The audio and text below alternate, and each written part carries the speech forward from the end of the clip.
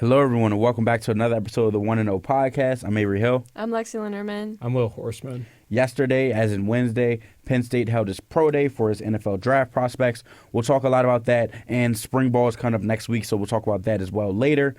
As I said, we'll start with pro day. Penn State in Huluba Hall held pro day for its 2026 draft prospects. Who stood out the most to you guys?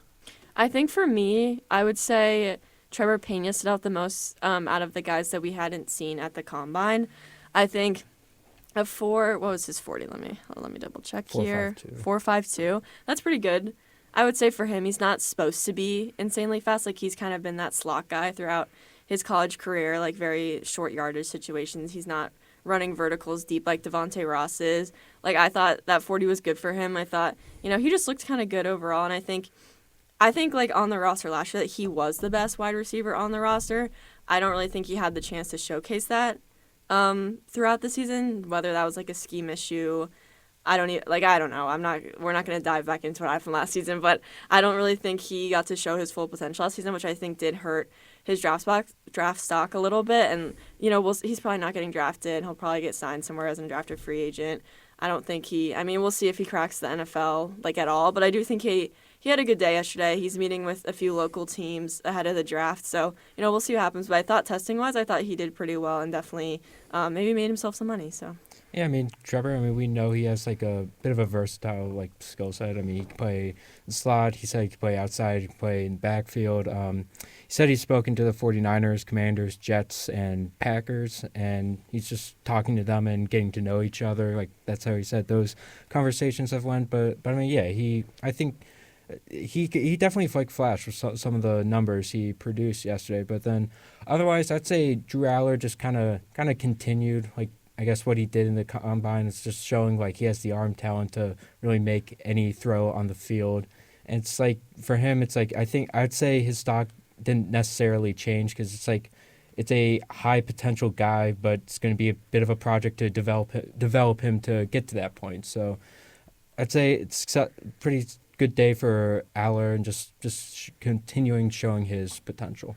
Yeah, I totally agree. I think Drew Aller had a good day. I think that, when he gets to this stage when you've already competed in the combine, he's not going to do any athletic testing. It's really just about really proving yourself and saying, this wasn't a fluke. Everyone kind of talks about how the idea of Drew Aller has kind of been better than who he is. But every time that you see that idea come to fruition, even though it is, you're in shorts and a T-shirt and there's no defense, you get a little bit of hope. I saw him throw one deep to Devontae Ross. I thought that was a pretty good ball. There was another one on the sideline to Kyron Hudson that kind of got away, but Kyron Hudson has really strong hands, and he showcased that. That might as well have just been a drill for Kyron Hudson, for being honest, because his ability with strong hands, I'm not sure, what his ceiling is really as a prospect. I think he's probably not going to get drafted at all. You can be an undrafted guy, a training camp guy, Kyron Hudson I'm talking about, of course. But, I think, being able to show that ability, being able to show that size. He listed at 6'1", 212, pretty good size for a receiver. I thought that was good out of him. I also think that Devontae Ross performed well. I think that, and obviously athletic testing isn't the end-all, be-all, but it is a pretty good indicator sometimes of, what type of situations you could see that player in. Sometimes it's your, short area speed, things like that. But yeah, he ran a 4.45, 10.8 on the broad jump, which I believe was the best of all day. As I said, he caught that deep ball from Drew Aller, and he's a guy that is also could be pretty versatile. He was a really good kick returner at Troy. He, has the potential to be a special teams guy in the NFL, and that's kind of how you get your shot. We can talk about Nick Singleton, who obviously has a broken foot and didn't compete throughout the combine or pro day, but he kind of talked about special teams is really good in the NFL. Having these opportunities to get on kick return, punt return, whatever. Even playing covers, things like that. All of those things matter, and they have. Those guys have really made sure that they've hammered down those details, and I think that'll be very important, which kind of reminds me of something that I thought really stood out for Nick Singleton. We didn't get to see any of his numbers except for his bench, 25 reps. I think that is really good for a running. I know that is really good for a running back. I haven't seen exactly where it stacks up in terms of guys in the combine, things like that. But that's a really good number. I mean, him and Katron both didn't necessarily compete. Katron Allen did do some drills with Drew Aller, but no athletic testing from him at Penn State Pro Day. So yeah, I mean, I think it'll be interesting to see, what scouts really thought of this. Obviously, you name it, every single scout out there. So Patriots, Jets, Eagles, Raiders, Ravens. I don't know. There was every team. I believe there, I heard basically. Titans were there. I saw the Niners too. Yeah, I couldn't see any of their faces. They're way on the other side. So couldn't get my binoculars. Didn't bring my binoculars, guys. I'm sorry. But yeah, I mean, I think that Penn State overall had pretty good performances at Pro Day, but there's obviously some areas of growth overall. Yeah, I think you mentioned Nick Singleton. I do and him putting up that that number on the bench press. It honestly for him the combine and Pro Day is where, especially during this pre-draft process, I really thought that he was gonna make his stock go up because he is just an athletic freak. We have known from his first snap at Penn State that Nick Singleton is just athletic, insanely athletic, and that. Even when he's having a down year, you cannot deny his athleticism. And when you combine that with how much better he's got with pass catching and that aspect of being a running back, he's a really good prospect. And I think the Combine and Pro Day would have really given him a really great chance to boost his stock in that way just because he is so athletic. And he kind of talked about a little bit, how frustrating that was for him. But he seems to have a pretty positive mindset about it all. I think he's very confident in the player he is. And I think he's exuding that confidence when he's speaking to these teams, at least based on what he told us. And so I think that it's going to be interesting to see where he gets drafted because before the season, this was a guy that I thought could go late first round if he had the year that I think we all expect him to have. He obviously didn't have that year. Now he's looking at third round, fourth round, maybe fifth round. We don't really know where he's going to end up, and this broken foot especially kind of makes that vary a little bit. But he did say he's able to fully run a week before the draft. He can start kind of running next week. And so he's going to send out some film to teams, maybe of him running the 40. I don't know. He didn't really clarify. So that might help as well. We don't know, obviously. But I do think that it kind of does suck for Nick Singleton that he didn't really have the opportunity to test. So. Yeah, I mean, to mention another guy, I mean, I think Vega, he's Penn State's only widely considered first round draft pick next month. I think a big thing for him, he says his goal is just to keep himself ready for whatever team drafts him next month. So, he's he got through pro days, didn't pick up any injury or anything like that. So, because for him, I think if he just keeps his nothing bad happens to his stock, he will probably stay as a first round pick. And during pro day, he showed his just his mobility as a blocker, just all his skill set, all that he developed at Penn State, and he also took some reps at center, and he wanted to show that doing that at the combine wasn't just a one-time thing. So I think Vega kind of solidified himself in a way as a possible first-round pick. Yeah, the Vegas stuff was interesting because when we talked to him, he said that because he always talked to Phil Trautwein about being able to play center in the NFL. Phil Trautwein thought that was where he would end up in the NFL. And obviously, he found a home for himself at left guard and has been doing really well there. But I do think it's interesting, that possibility because he kind of said that, when Doc would go out for a few snaps, something he would be the guy at that position. So I think that that's another interesting. It just makes him that more versatile for NFL teams looking at Vega. And I also think just watching a little bit of the drills with the offensive linemen, no offense to Nolan Rucci and Nick Dawkins, but Vega is just 1,000 times quicker than both of them. The way he gets off the line of scrimmage is just a different level. And so I think that it was just really interesting to see that. Obviously we knew that, but just compared, just shorts and t-shirt, compared to those two, it shows you why Vega is a first-round talent. Yeah, I think it's been very clear. Again, you can compare him to the rest of the offensive linemen in the draft with him, which includes Drew Shelton, who I believe it was a hamstring injury. Yeah, pulled a hammy, his second 40 at the combine. Yeah, so he didn't compete at Pro Day. You had Nolan Rucci, you had Nick Dawkins, but the thing, so Drew Shelton and Nolan Rucci were both guys that you expect to get drafted. I believe Bleacher Report has him currently ranked as their 200th player on their big board overall, which is in draft range, of course. Drew Shelton was somewhere around there, according to multiple outlets. I don't know exactly where he sits at right now, so I definitely think it was kind of a blow how things played out. I think Nolan Rucci, I just think the athletic tools was, really a struggle for him. I think that his 40, he came out at a 5.44 as his best. I'm not sure what I'm assuming that'll be his second 40. He looked a little faster. On his second 40, we didn't get these results until after you guys. But his first 40 was just kind of slow, if we're being honest. He got off the line, like it kind of just looked like he just really didn't have himself established. And again, like this is not the sport that he's playing. He's not playing 40-yard dash. He's not playing broad jump, any of that. But obviously these things matter. I know talking to him after Pro Day, he said that he was kind of a little upset with his Pro Shuttle. His Pro Shuttle, he ran a 4.87. But, I think overall, he probably has a little bit of work to do mobility-wise. I think he's listed, 6'8", 314 pounds, which is massive. I don't know if they gave him the little roundup from 6'7" to 6'8". Didn't even do that. But I don't know if they gave him the roundup there, but that is still a lot of size and a lot of mass that you have to move. But I think that he wants to be able to prove, especially at that size, that he can really get downhill, block, things like that. A lot of things that you cannot do, in shorts and a t-shirt. Of course, he had the East-West Shrine Bowl to kind of make himself known and things like that. So I think for him, the key is really just hammering down kind of that mobility aspect. But, I think he still has a good shot. I don't know exactly where his stock sits at this point. I don't think that he just falls off every board because of a 40 time or something like that. But, I definitely do think that, that has an impact in some way or another. And then, obviously, it comes down to it when you get to the 5th, 6th, 7th round, all of that, like, people get drafted that no one expected. Like, we can all be honest in saying that no one expected. We didn't expect Sean Clifford to get drafted, especially I think it was the 5th round. Yeah. That was absolutely insane. I wasn't covering football at the time. I just remember seeing on my phone Sean Clifford was drafted, and I said, and I had to read it again. How you have the troll accounts and all the parody accounts and everything. You just need one team out of 32 teams to like you. So yeah, exactly. Kind of all it takes to. Cleveland Farrell, Raiders like 10. There it is. So but yeah, you bring up a good point. All you need is one team.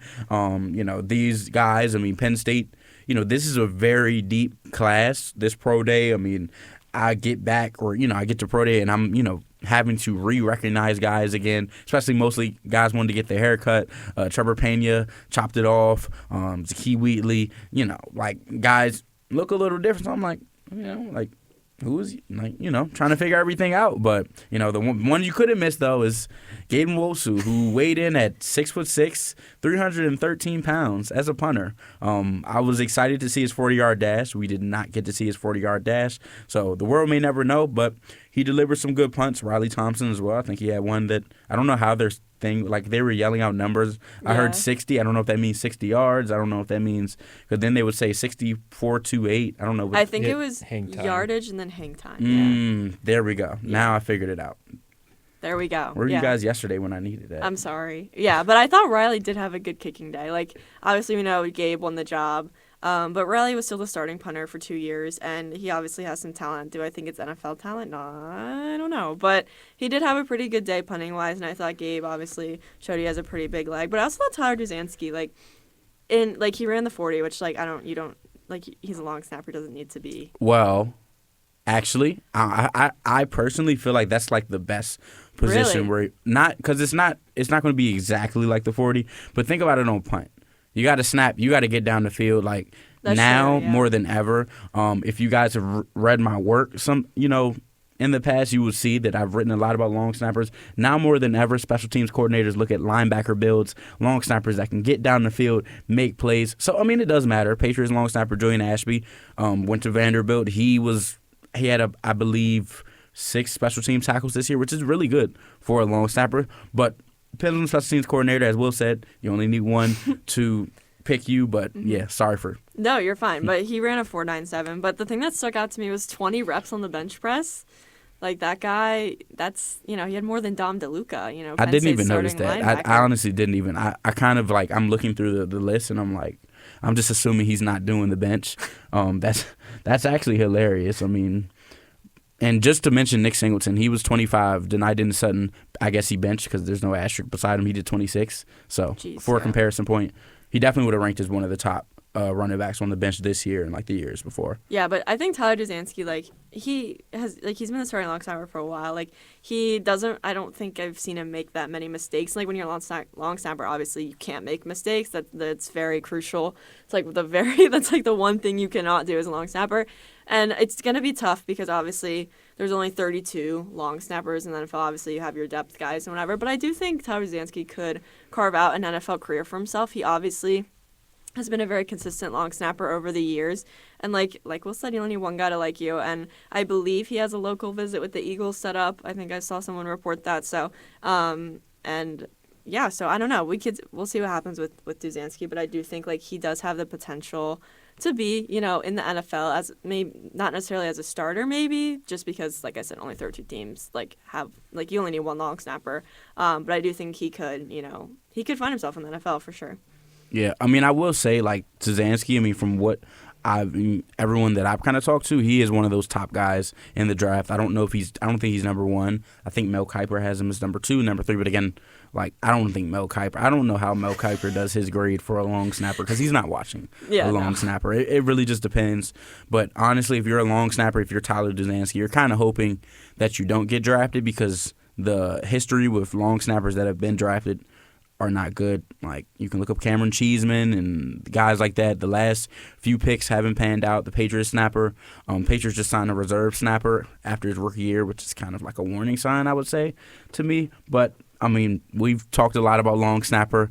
I think we can kind of transition a little bit to what's happening next week with guys still at the program, and that's spring ball. Obviously, Penn State will have their first spring session under Matt Campbell starting next week, and, thinking we're going to get a chance to kind of see practice, things like that. I'm going to just toss it to you guys kind of general. What do you think, or what are you kind of expecting out of spring ball? What are some of kind of the keys to spring ball if you're Matt Campbell and Penn State? I think it's with the roster that's filled with returning Penn State players, Iowa State transfers, and transfers from various other schools. I feel like the big thing throughout spring ball should be just building chemistry or just building a bond for the team because there's so many new people. I think when we talked to the draft prospects during pro day yesterday, some of them were saying I'm still trying to learn everyone on the team and who's on the team and who's who's in contention for some potential position battles and whatnot. So I think for Campbell it's just build chemistry, build just a bond for this entire roster. Yeah, I also think with this being a very new roster, obviously a lot of guys left, whether that's to the NFL, whether that was transferring out.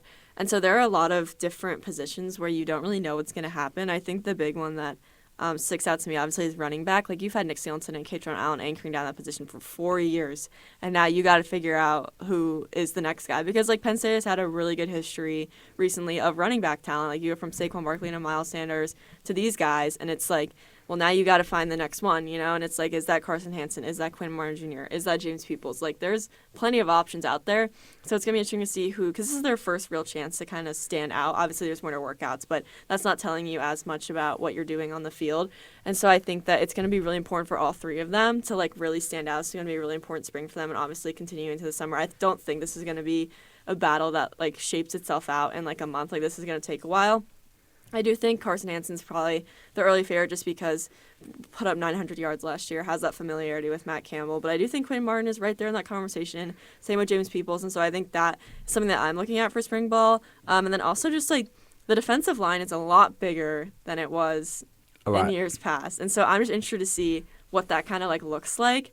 So that's kind of just one thing that I'm interested in this spring. So we'll see. But yeah, I think you bring up a good point. Defensive line. You have some big guys, 320, 313, wherever you want to put them in that scale, and wherever Ikaika Malloy wants to get those guys at.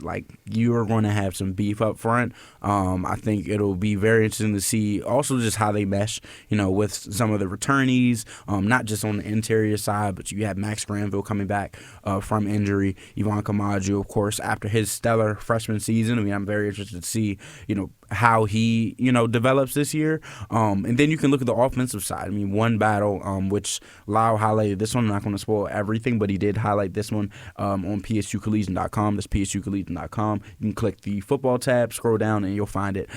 But the center battle, that is a battle that is going to be very crucial. You have a guy, Dom Ruley, who slots in for Nick Dawkins after the Pinstripe Bowl, and he's like, I'm coming back. He's probably like, yeah, I have a starting job. Maybe, Psych. maybe not. Brock Riker comes in from Texas State. Obviously, we haven't gotten an indication like if that is a battle, if somebody has the job. It could be Ruley. They could say we want to stick with him. We want to give Brock Riker another year to develop. I mean, he's coming from Texas State, which Texas State was a program.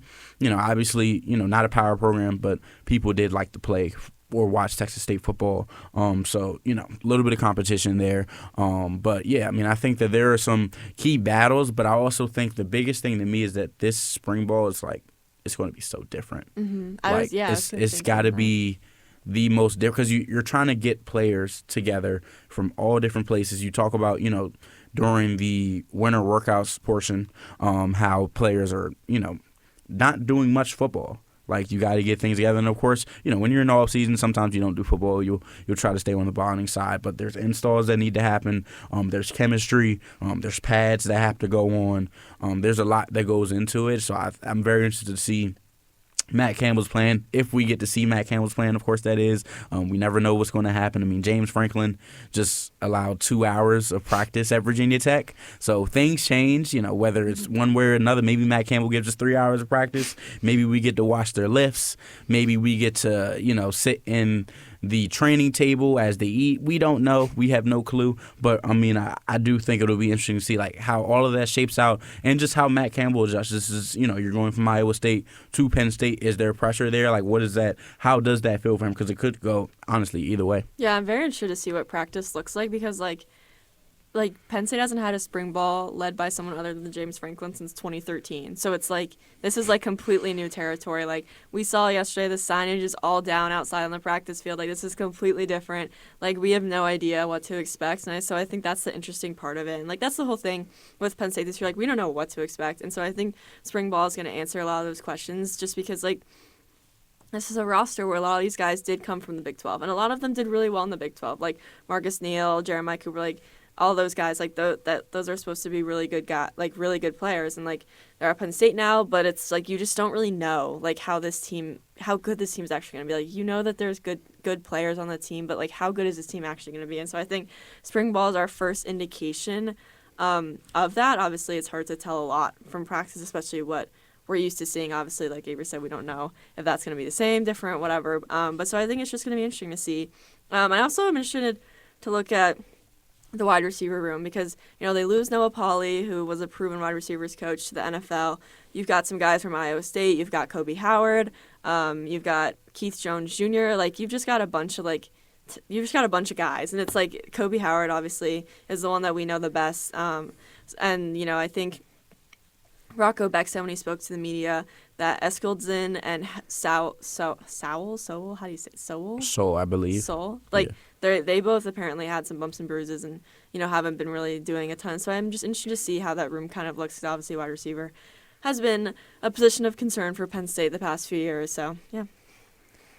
Yeah, I mean, I think I'm interested to kind of see who kind of stands out as well.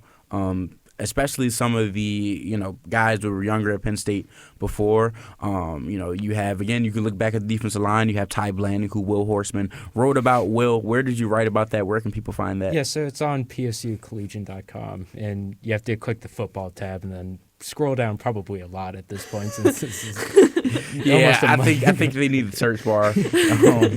Yeah, I mean, but there are guys like that that, really have a chance. Another one, LeVar Arrington, which I believe he's moving to be kind of a hybrid, more of an edge kind of role this season. Keeping the number 11 to see if he lives up to the reputation of Stick City. I mean, he's only had one season, obviously didn't really play. So we'll kind of see how that shapes out. Are there any other guys, whether, transfer or anything that you guys think could kind of be surprises going into camp? Any positions that you think may perform better than the average audience thinks. I'm interested to see Alex McPherson. I think obviously we talked about Max Granville and Yvonne Camacho, and I think those are obviously the two guys that people look at a lot. But I also think Alex McPherson is a really good football player, and obviously he's only had 1 year under his belt. He probably needs a little bit more time to develop into a really dangerous edge rusher. But isn't he like 6'6"? Like this dude is like massive. Like so, I'm just kind of interested to see how he looks at spring ball compared to like Max Granville, Yvonne Camacho, guys like that, because it's a pretty young defensive end room. So I'm interested to see if Alex McPherson can kind of pull away, make a name for himself. Not pull away, but just like make a name for himself. General, I'm also interested with the offensive line, just because you're losing 4 out of 5 starters. You get Donko back. Obviously, Cooper Cousins, is going to be starting. But it's just like there's a lot of question marks around that, too. Like, there's Owen Allison. There's guys like Garrett Sexton. It's just like I'm interested to see if any of those guys kind of stand out among the rest, and you kind of get like a feel for what Penn State's front five is going to be. I mean, going back to like the defensive end room, I think it's going to be interesting to see just Max Granville just being healthy again, and because, I mean, we didn't see him at all last year because he got injured like pretty early in the summer at home. So I mean, yeah, I mean, I think because the defensive end room, I mean, Dennis Sutton, he's gone. Zariah Fisher is also gone. So it's going to be 2 new starters. So I think Granville's like definitely like in position to get a starting role, but it's like it's gonna need to see like how he like comes back from his injury last year. Yeah, I mean, I think that we're really expecting some sort of surprises. You going into training camp again, new staff. You do have the Iowa State guys, which you would expect, kind of slide into certain roles, not entirely, but obviously those top guys didn't come to Penn State to play on the bench. But you could also have some wild cards. You could, have some freshmen starting. You could have, some different looks, in the kicking game. I mean, you have 3 kickers, that could easily get some playing time in some way. You obviously have Rosa, Barker, Matthew Parker. Like, that's, That rhymed. There you go. So it's, but, a lot of competition overall. I mean, this is all, obviously, when you have a new staff, it's a fresh start. It's an opportunity to, really establish yourself and make a name for yourself. So, I mean, I'm really interested. I want to see, who are these surprises, who, kind of comes out of the woodshed that we really weren't talking about before. Well, that's all we have for today. We know you guys want to get back to watching your March Madness, so we'll let you go. For more coverage, visit us at psucollegian.com, follow us on socials, and subscribe to our newsletter for content curated right to your inbox every Friday. We'll see you next time.